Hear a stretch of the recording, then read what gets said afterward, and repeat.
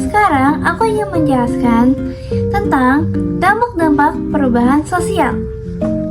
Langsung kita mulai. Dampak positif perubahan sosial sering disebut progres. Artinya, perubahan sosial dapat menyebabkan kehidupan masyarakat lebih baik. Dengan kata lain, melalui perubahan sosial masyarakat mencapai peradaban lebih maju dan lebih baik. Nah, ini adalah dampaknya. Yang pertama adalah reorganisasi. Sebagai penyusunan atau penataan kembali pada suatu kelembagaan. Pelembagaan suatu masyarakat terdiri dari nilai dan norma sosial yang dianut oleh masyarakat. Reorganisasi dilakukan ketika nilai dan norma tidak dianggap berfungsi lagi dengan baik atau nilai dan norma mengalami guncangan.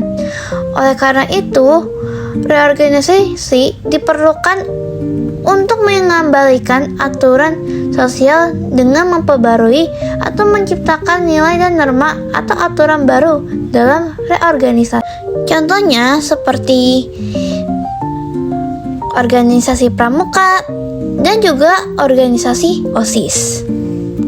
Selanjutnya adalah modernisasi, yaitu mendorong gaya hidup masyarakat ketika masyarakat memperbarui dirinya dan berusaha mendapatkan ciri-ciri atau karakteristik yang dimiliki masyarakat modern.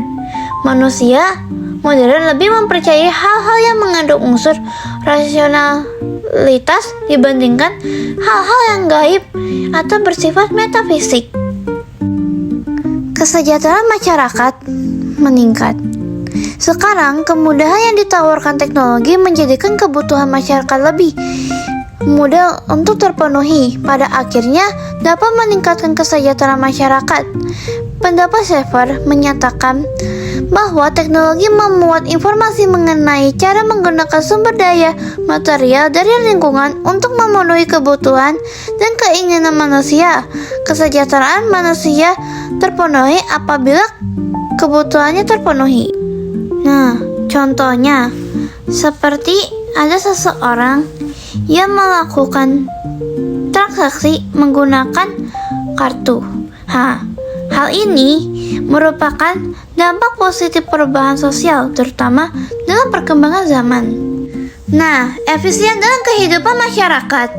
Perubahan masyarakat sosial dapat mendorong kehidupan masyarakat yang lebih efisien, terutama perubahan sosial akibat perkembangan teknologi. Seperti teknologi membawa kemudahan yang mendorong efisien waktu dalam penyelesaian tugas. Lalu seperti berkomunikasi dengan cepat dan mengirimkan pesan dengan cepat melalui handphone. Transformasi politik.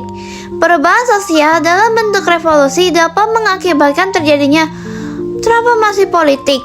Transformasi politik berkaitan dengan perubahan sistem dan struktur politik.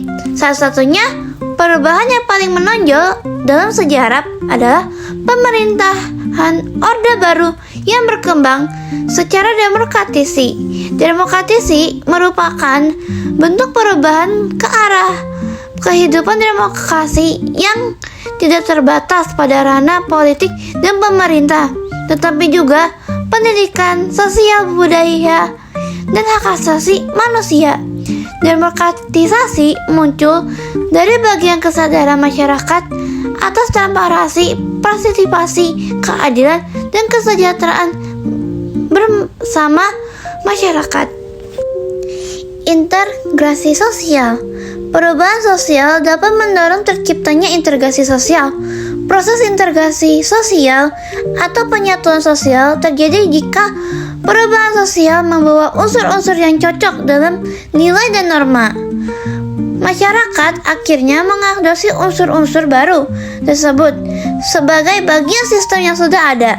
Bahkan, dalam beberapa kasus, unsur baru justru menghidupkan atau memberikan kekuatan baru bagi berkembangnya unsur yang sudah ada atau disebut revitalisasi.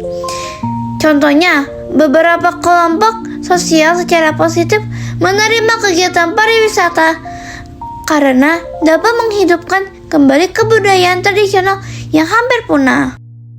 Selanjutnya, dampak negatif perubahan sosial. Yang pertama adalah disorganisasi. Disorganisasi merupakan keadaan di mana lembaga-lembaga sosial dalam masyarakat tidak dapat berfungsi sebagaimana mestinya. Akibatnya, adanya perubahan sosial yang mendadak. Kondisi ini menimbulkan kekacauan dan keteraturan sosial. Contohnya, ketika terjadi peperangan atau bencana alam, kegiatan pendidikan bisa terhenti, ekonomi lumpuh, dan pola kehidupan masyarakat terganggu.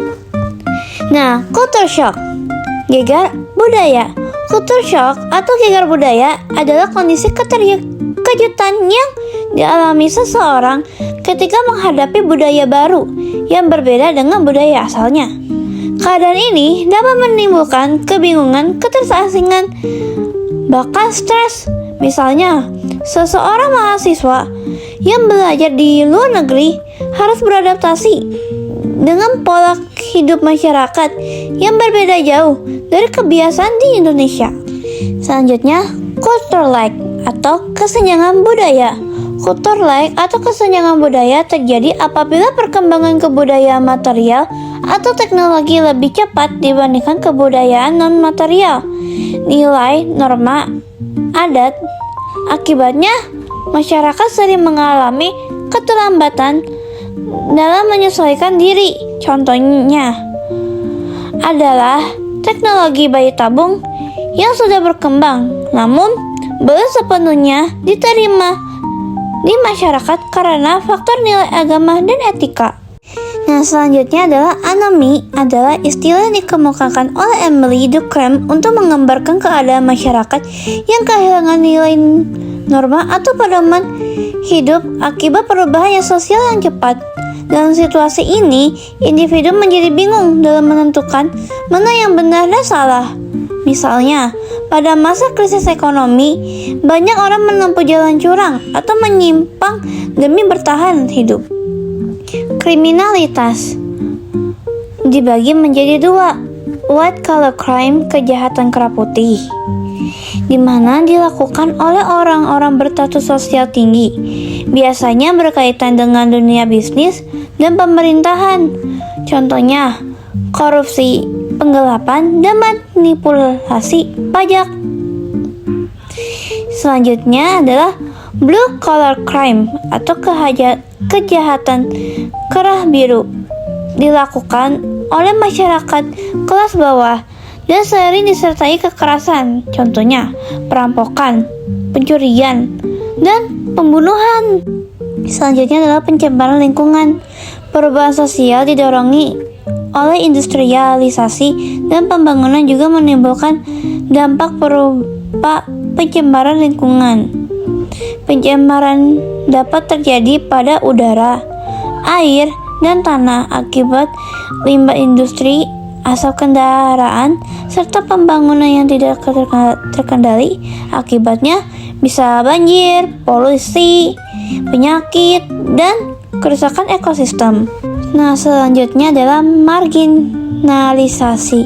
Masyarakat marginal merupakan perangkap kemiskinan atau deprivation trap yang terdiri atas kemiskinan, kelemahan fisik, keterasingan, kerentanan, dan ketidakberdayaan.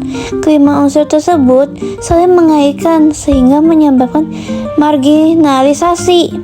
Marginalisasi dilakukan oleh kelompok mayoritas terhadap kelompok minoritas.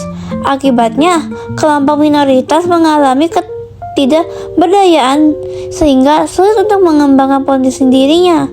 Perubahan sosial dapat modernisasi dalam masyarakat juga dapat menimbulkan marginalisasi pada komunitas adat terpencil atau KAT. Dan terakhir adalah pudarnya solidaritas sosial. Masyarakat kota dikenal sebagai masyarakat yang kesibukannya tingkat tinggi. Kesibukannya menjadi penghambat kegiatan sosialisasi di lingkungan sekitar tempatnya. Oleh karena itu, mereka sulit menjalin hubungan sosial secara langsung dengan lingkungan sekitarnya. Hubungan sosial dengan lingkungan sekitarnya juga terhambat. Kenapa? Karena pagar yang tinggi Sehingga keberadaan pagar yang tinggi menunjukkan bahwa pemilik rumah sangat menjaga privasinya. Hubungan sosial dahulu dilindasi dengan kekeluargaan, berubah berdasarkan kepentingan. Akibat berkembangnya individualisme dalam masyarakat sehingga solidaritas pun semakin berkurang. Dan itulah dampak-dampak perubahan sosial. Terima kasih dan semoga bermanfaat.